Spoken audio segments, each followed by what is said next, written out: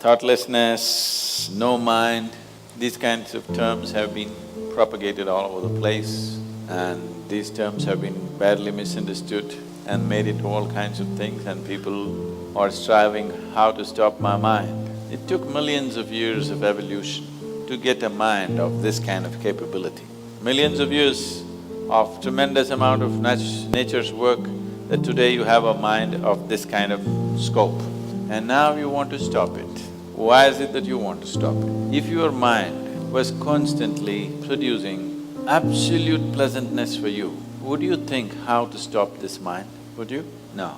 It's producing a lot of unpleasantness. That's why you're thinking of how to stop the mind. This is the first thing, wherever you go in the world, this has gone so much into people's mind. If you tell them you meditate, they say, "But Sadhguru, I'm not able to stop my mind." I said, that will happen only after you stop your kidneys, liver, heart. You stop all these things, then the mind will also stop. Do you want it to stop? No. Then why do you want the mind to stop? Why do you have such a horrible prejudice against the mind? You don't mind if your heart is beating, you can meditate. You don't mind if your liver is working, you can meditate.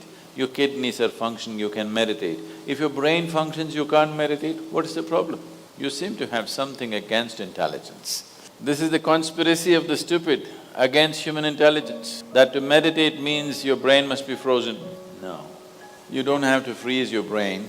We were looking at this yesterday itself. We will initiate you into Shambhavi. It's a simple process. There are many ways to do it. This is one simple way. But it's a powerful process. If you sit here, you will see your body is here, your mind is somewhere, who you are is somewhere else. Once there is a space between you and the mind, then what the mind is not doing, what the mind is doing is not even an issue.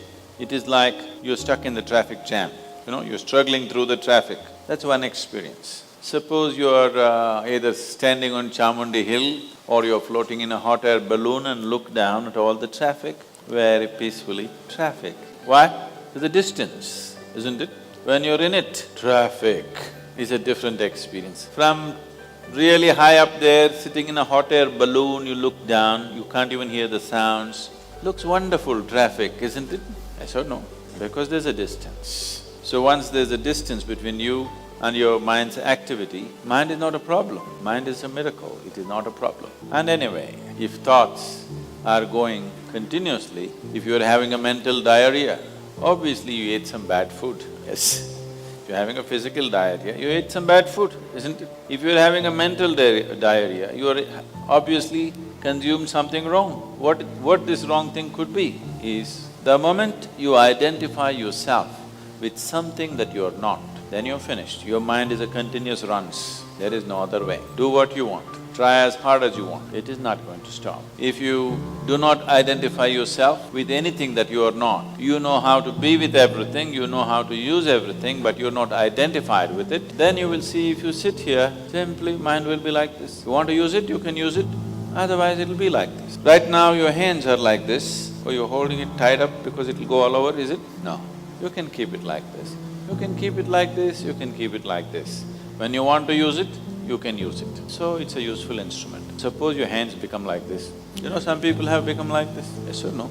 If it becomes like this, you will become ridiculous, isn't it? If it happens to your mind, also you're equally ridiculous. It is just that you are living in the comfort that nobody else can see it. But people can see it. They watch you closely enough, they can see it, isn't it? And whether they can see it or not, that's not the point.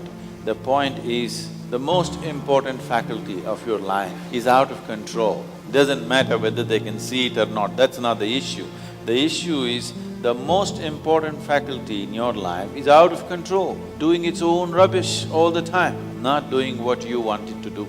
So, if you have to be freed from this ailment, you should stop eating bad food. Wrong food or bad food means you're identifying yourself with things that you're not. If you sit here, if you're not identified with this and with this, then you will see everything is just fine, then your mind will do what you want it to do. Otherwise, it will simply hang there, and that's how it should be. Mind should not be telling its own stories all the time. It should tell the story that you want it to tell, isn't it? Otherwise, it's quite a nuisance.